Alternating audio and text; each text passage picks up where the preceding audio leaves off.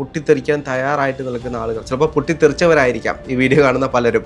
അപ്പോൾ ആ ട്രോമയിൽ ജീവിക്കുന്ന ആളുകളുണ്ട്. ഇപ്പോഴും കേൾക്കുമ്പോൾ ബുദ്ധിമുട്ട് തോന്നുന്ന രീതിയിലുള്ള ചീത്തകളൊക്കെ വിളിക്കാറുണ്ട് പാരൻസിനെ. ഇത് കേട്ടിട്ട് അവരവിടെ ഇരുന്ന് കരയുക, അമ്മ ഇരുന്ന് കരയുക, അച്ഛനിരുന്ന് കരയുകയാണ്.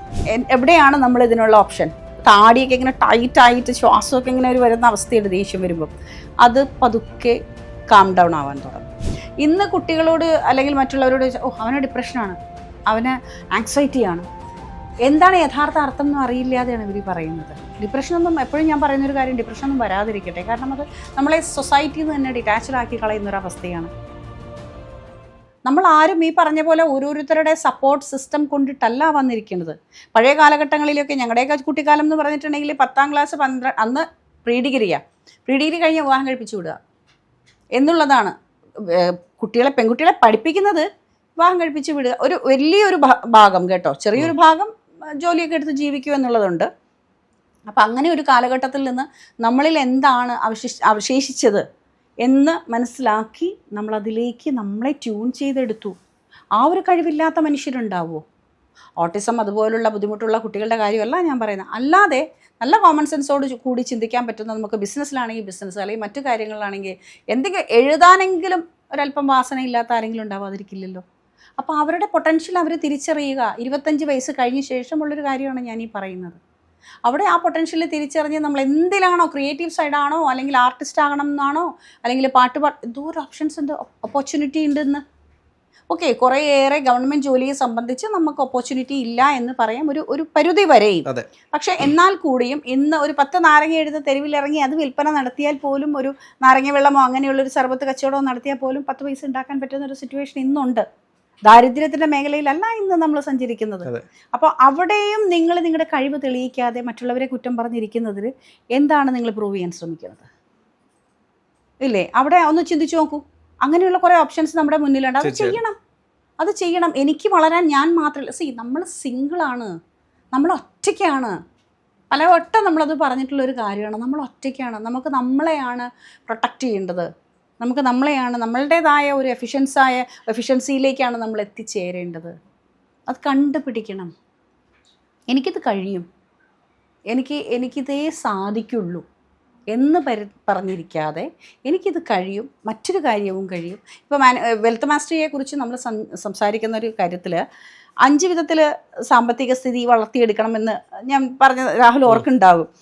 അതിൽ ഒരു ജോലി മാത്രം ചെയ്തുകൊണ്ട് നമുക്ക് നമ്മളെ വളർത്തിയെടുക്കാൻ, അല്ലെങ്കിൽ നമ്മളുടെ ഒരു ലെവലിലേക്ക് എത്താൻ സാധിക്കുന്നില്ല എന്ന് നിങ്ങൾക്ക് തോന്നുമെങ്കിൽ നിങ്ങൾക്ക് അടുത്തൊരു ജോലിയും കൂടി ചെയ്യാനുള്ള ഓപ്ഷൻ നിങ്ങൾ കണ്ടുപിടിക്കണം.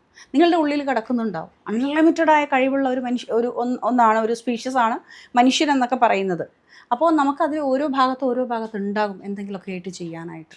നമ്മളത് ചെയ്യാതെ മറ്റുള്ളവരെ കുറ്റം പറയുന്നു. കുട്ടിക്കാലത്താണെങ്കിൽ ഇത്തരത്തിലുള്ള ഒരു ഇന്നർ ചൈൽഡ് ബേൺ ആവുന്ന രീതിയിലുള്ള വാക്കുകൾ കേട്ട് വളർന്നു എന്ന് കരുതിയിട്ട് അവിടെ വെച്ച് നിന്നു പോയോ?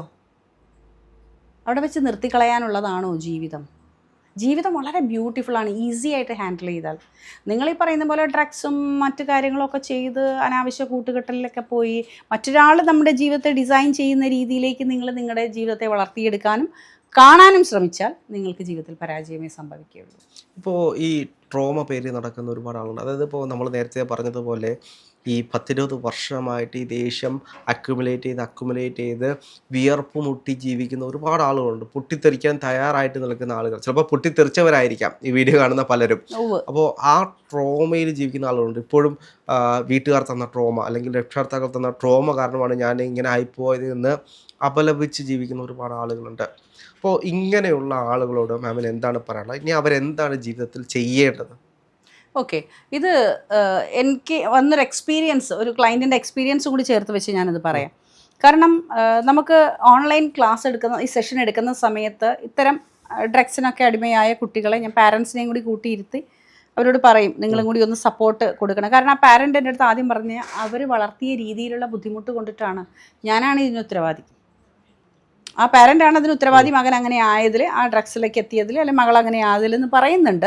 ചിലപ്പോൾ പാരൻസിനിടയ്ക്ക്, അവർക്ക് കപ്പിൾസിനിടയ്ക്കുള്ള ഇഷ്യൂസ് ആയിരിക്കാം, അല്ലെങ്കിൽ അവരുടെ ജീവിതത്തിലെ സാമ്പത്തിക സ്ഥിതി, നേരത്തെ രാഹുൽ പറഞ്ഞ പോലെ തന്നെയുള്ള ഈ ഒരു സാമ്പത്തിക സ്ഥിതി ഇല്ലാത്ത അവസ്ഥയിൽ അവർ ജീവിച്ച് പോകുമ്പോൾ പാരൻസിനോട് കുട്ടികൾ പറയുന്നൊരവസ്ഥയും ഉണ്ടല്ലോ. ഇതൊക്കെ കൊണ്ടായിരിക്കാം.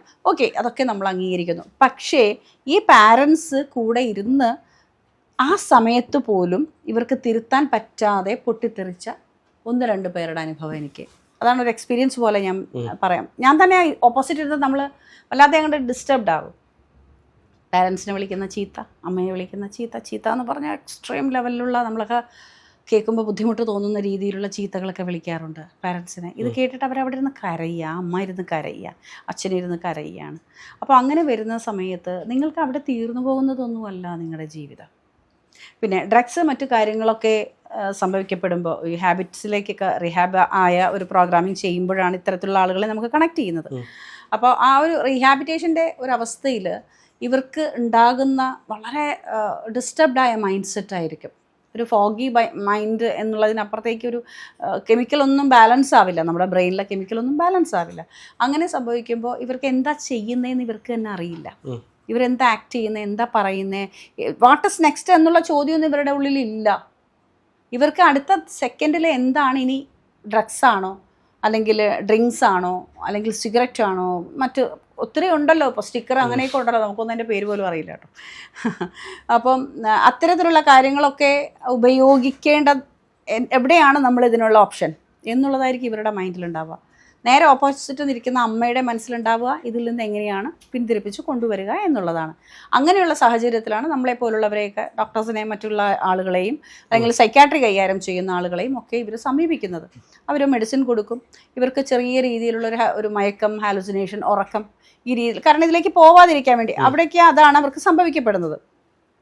അത് കഴിയുമ്പോഴാണ് രാഹുൽ നേരത്തെ ചോദ്യം വരണത്. നിങ്ങൾ എന്നെ ഇതിലേക്ക് കൊണ്ടുപോയി ഇങ്ങനെ ഒരു പ്രശ്നത്തിലേക്ക് എത്തി, ഒന്നുമല്ലാത്ത ആക്കി മാറ്റി, ഇവർ ഭയങ്കര അഗ്രസീവായിട്ട് അഡമൻ്റായിട്ട് ഇടപെടുന്ന അവസ്ഥയിലേക്കൊക്കെ വരുന്നു എന്നുള്ളത് നമ്മൾ പറഞ്ഞൊരു വിഷയമാണ്. ഇതിലേക്ക് എത്തിയത് നിങ്ങൾ കാരണമല്ലേ? അപ്പോഴും ഇവർ ചിന്തിക്കുന്നില്ല, നമ്മൾ ഈ ഹാബിറ്റ്സിലേക്ക് പോയി പെട്ടു എന്നുള്ളത് ഇവർ ചിന്തിക്കുന്നില്ല, ഈ പെർട്ടിക്കുലർ പേഴ്സൺ ചിന്തിക്കുന്നില്ല. അതുകൊണ്ടിട്ടാണ് അവർക്ക് അങ്ങനെ നേരെ ഓപ്പോസിറ്റ് നിന്നൊരാളെ കുറ്റപ്പെടുത്താൻ സാധിക്കുന്നത്. നമ്മൾ ആങ്കർ മാനേജ്മെൻറ്റ് പഠിപ്പിക്കുന്ന സമയത്ത് ഒരു വേർഡ് നമ്മൾ എപ്പോഴും പറയാറുണ്ട്, ഐ യൂസ് ചെയ്യുക. ഐ യൂസ് ചെയ്യുക. ഐ മീൻസ് ഞാൻ എന്ന് പറയുന്ന ഐ യൂസ് ചെയ്യുക. ഇത് ഞാൻ ചെയ്തു വെച്ചൊരു മിസ്റ്റേക്കിൻ്റെ കാര്യത്തിലാണ്, ഓക്കെ, ഇതിന് ഉത്തരവാദി ഞാനാണ്. നിങ്ങളാണെന്ന് പറയുമ്പോൾ ഓപ്പോസിറ്റ് നിൽക്കുന്ന ആളുടെ റിയാക്ഷൻ കുറച്ചുകൂടെ ഹൈപ്പിലേക്ക് വരും. അതനുസരിച്ചായിരിക്കും അവർ നമ്മളോട് ആക്ട് ചെയ്യുന്നത്. അതിന് പകരമായിട്ട് ഇതെൻ്റെ മിസ്റ്റേക്കാണ്, അതുകൊണ്ടാണ് എനിക്ക് ഇങ്ങനെയൊരു സിറ്റുവേഷൻ വന്നത് എന്നുള്ളത് നമ്മൾ ചിന്തിക്കുമ്പോൾ നമ്മുടെ ദേഷ്യം താഴേക്കിറങ്ങും. ഒരു നമ്മുടെ ശ്വാസത്തെ ശ്രദ്ധിച്ചറിയാൻ പറ്റും. നമ്മുടെ ഈ താടിയൊക്കെ ഇങ്ങനെ ടൈറ്റായിട്ട് ശ്വാസമൊക്കെ ഇങ്ങനെ ഒരു വരുന്ന അവസ്ഥയുണ്ട് ദേഷ്യം വരുമ്പം. അത് പതുക്കെ കാം ഡൗൺ ആവാൻ തുടങ്ങും. ഐ എന്ന് പറയുന്നത് നമ്മുടെ മനസ്സിൽ നമ്മൾ യൂസ് ചെയ്യാൻ തുടങ്ങും. ഈ സംഭവം തന്നെ നമ്മൾ ഈ പറയുന്ന വ്യക്തിത്വങ്ങളിൽ യൂസ് ചെയ്യാനായിട്ട് അതൊരു തെറാപ്പി സെഷനിലൂടെ നമ്മൾ യൂസ് ചെയ്യിക്കും. അപ്പോൾ അതിൽ സ്ലോലി അവർക്ക് മനസ്സിലാവുമ്പോൾ ഇതെൻ്റെ മിസ്റ്റേക്കാണ്, അതിനാണ്, അല്ലാതെ ഞാൻ മറ്റാരെയും പറഞ്ഞിട്ട് കാര്യമില്ല. അവിടെ നമ്മളാണ് നമ്മളെ തിരുത്തേണ്ടത്. സംഭവിച്ചു പോയി, ഡ്രഗ്സിന് അടിമപ്പെട്ടു പോയി, വലിയ ബുദ്ധിമുട്ടാണ് തിരിച്ചു കൊണ്ടുവരിക എന്നുള്ളത്. പക്ഷേ അവിടെ ഒരു തിരിച്ചറിവിലൂടെ തിരിച്ചു വരുന്നവരുണ്ട്. ജീവിതം സക്സസ്സിലേക്ക് എത്തി, ഒരു 30 ആകുമ്പോഴേക്കും സക്സസ്സിലേക്ക് എത്തിക്കുന്നവരും ഉണ്ട്. ഈ ഡ്രഗ്സിനപ്പുറത്തേക്ക് ഈ ഡിപ്രഷനിലേക്ക് അല്ലെങ്കിൽ ആങ്സൈറ്റി ഇഷ്യൂസിലേക്ക് പോകുന്ന ആളുകളുണ്ട്. അപ്പോൾ അതെങ്ങനെ ഡീൽ ചെയ്യാൻ കഴിയും നമുക്ക്? അത് നമ്മൾ നോക്കിക്കഴിഞ്ഞാൽ പലപ്പോഴും ഇപ്പോൾ ഡ്രഗ്സിൽ പോകുന്നതിനപ്പുറത്തേക്ക് ഇവർ കൂടുതലും അല്ലെങ്കിൽ മറ്റെന്തെങ്കിലും വിഷയങ്ങളിലേക്ക് ആയിരിക്കും പോകുന്നത്. ഡിപ്രഷൻ അല്ലെങ്കിൽ ഒറ്റപ്പെട്ട് ഏതെങ്കിലും മൂലയിൽ ഇരിക്കുക. അപ്പം അങ്ങനെ പോകുമ്പോൾ എന്തായിരിക്കും, എന്താണ് ചെയ്യുന്നത്? അത് രണ്ടുമുണ്ട്. അതായത് ഈ ഡ്രഗ്സിൻ്റെ എന്ന് പറയുമ്പോൾ ഈ പ്രശ്നങ്ങളിൽ നിന്ന് ഒഴിവാകാൻ വേണ്ടി കൂട്ടുകാരോട് പോയി സംസാരിക്കുമ്പോൾ കൂട്ടുകാർ അവിടെ ഒരു സപ്പോർട്ട് സിസ്റ്റമായിട്ട് നിന്നിട്ട് ചിലപ്പോൾ ഇത്തരം ശീലങ്ങളിലേക്ക് പോകുന്ന ഒന്ന്. രണ്ടാമത്തേന്ന് പറഞ്ഞാൽ ഡിപ്രഷൻ എന്ന് പറയുന്നത് കഴിഞ്ഞ കാലത്തിൽ സംഭവിക്കപ്പെട്ട കാര്യങ്ങളുടെ കുറ്റബോധവും വിഷമവും കൊണ്ടുണ്ടാകുന്ന അവസ്ഥയാണ് ഡിപ്രഷൻ. ആങ്സൈറ്റി എന്ന് പറയുന്നത് വരാനിരിക്കുന്ന ഫ്യൂച്ചറിനെ കണക്ട് ചെയ്യുന്നതാണ് ആങ്സൈറ്റി. സ്ട്രെസ് എന്ന് പറയുന്നത് നമ്മുടെ പ്രസൻറ്റ് സിറ്റുവേഷനിലുള്ളതാണ്. ഇന്ന് കുട്ടികളോട് അല്ലെങ്കിൽ മറ്റുള്ളവരോട് അവന് ഡിപ്രഷനാണ്, അവന് ആങ്സൈറ്റിയാണ്, എന്താണ് യഥാർത്ഥ അർത്ഥം എന്ന് അറിയില്ലാതെയാണ് ഇവർ പറയുന്നത്. ഡിപ്രഷനൊന്നും, എപ്പോഴും ഞാൻ പറയുന്നൊരു കാര്യം, ഡിപ്രഷനൊന്നും വരാതിരിക്കട്ടെ. കാരണം അത് നമ്മളെ സൊസൈറ്റിയിൽ നിന്ന് തന്നെ ഡിറ്റാച്ച്ഡ് ആക്കി കളയുന്നൊരവസ്ഥയാണ്. നമ്മളെ കംപ്ലീറ്റ്ലി ഒറ്റപ്പെടുത്തിക്കൊണ്ടിട്ടാണ് ഡിപ്രഷൻ നമ്മളിലേക്ക് വർക്ക് ചെയ്യുന്നത്. അപ്പോൾ ഈ ഡിപ്രഷൻ എന്ന് പറയുന്ന അവസ്ഥയിൽ നമുക്ക് വന്നു കഴിഞ്ഞിട്ടുണ്ടെങ്കിൽ കുറ്റബോധമാണ് ആദ്യം വരുന്നത്. പിന്നെ വെറുതെ കാരണമില്ലാത്ത കരച്ചിൽ വരും, അല്ലാതെ അങ്ങ് ഇരുന്ന് കരയും. ഓരോരോ കാര്യങ്ങൾ, ഇല്ലാത്ത കാര്യങ്ങളായിരിക്കും പറയുന്നത്. മീൻസ് എപ്പോഴോ കഴിഞ്ഞു പോയ കാര്യങ്ങളുടെ ചെറിയ ഒരു എലമെൻ്റ് എടുത്തിട്ട് അത് അവർ വളരെ എലാബറേറ്റ് ചെയ്ത് കാണിച്ചുകൊണ്ട് വളരെ നമ്മൾ പിന്നെ ഒന്നിനും ഇല്ല എന്നുള്ളൊരു അവസ്ഥയിലായി ചുരുങ്ങുക എന്ന് പറയില്ലേ നമ്മളിലേക്ക് തന്നെ ഒരു വിഡ്രവൽ സിൻഡ്രം അവിടെ സംഭവിക്കപ്പെടാറുണ്ട്. അങ്ങനെ ഒരു അവസ്ഥയിലേക്ക് വന്നു കഴിയുമ്പോഴേക്കും ഇവർക്ക് മറ്റൊന്നിനേക്കും എത്താൻ പറ്റില്ല, ഡിപ്രഷനിലേക്ക്.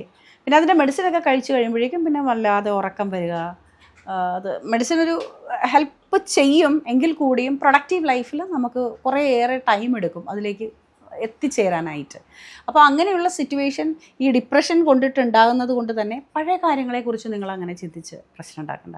ഡിപ്രഷൻ എന്തുകൊണ്ട് ഉണ്ടാകുന്നു എന്ന് വെച്ചിട്ടുണ്ടെങ്കിൽ പഴയ കാലഘട്ടങ്ങളിൽ നടന്ന ട്രോമ, ഈ നേരത്തെ നമ്മൾ ആദ്യം പറഞ്ഞു വെച്ച പോലെ തന്നെ പാരൻസിൻ്റെ ഒരു സപ്പോർട്ടില്ലായ്മ, അവർ പറയുന്ന വാക്കുകൾ, ശാപം പോലെ കേൾക്കുന്ന വാക്കുകൾ, ഇതൊക്കെ ഇവരുടെ മനസ്സിൽ പോപ്പപ്പ് ചെയ്ത് വരുമ്പം ഇവരിൽ എത്തിപ്പെടാൻ പറ്റാത്ത ചില സിറ്റുവേഷൻസ് ഉണ്ടല്ലോ.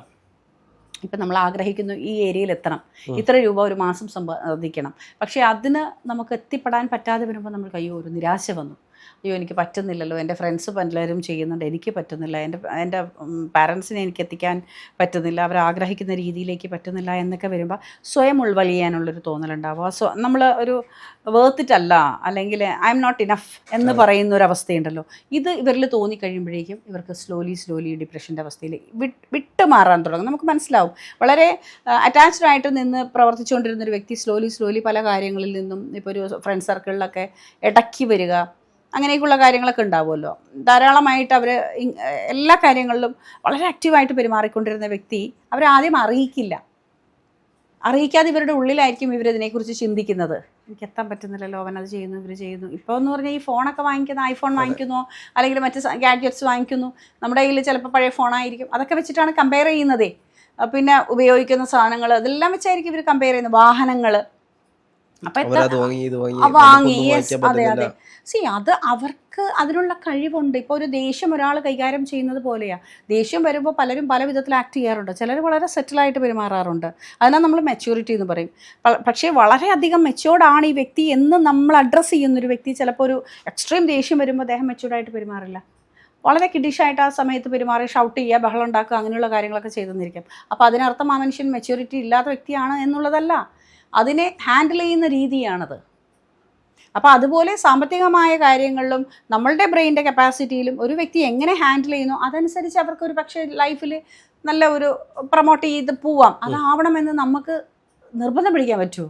അല്ല, ഇതേപോലെ തന്നെ ഇപ്പോൾ നമ്മൾ ഈ ഡ്രഗ് അഡിക്റ്റ് പറഞ്ഞതുപോലെ തന്നെ ഈ ഡിപ്രഷനിലേക്ക് എത്തിക്കാൻ തന്നെ ഇപ്പോൾ പോൺ അഡിക്ഷൻ പോലുള്ള മറ്റുള്ള അഡിക്ഷനുകളും ഇവരെ അതേ സമയം തന്നെ പിടികൂടുന്നൊരു സാഹചര്യമുണ്ട്.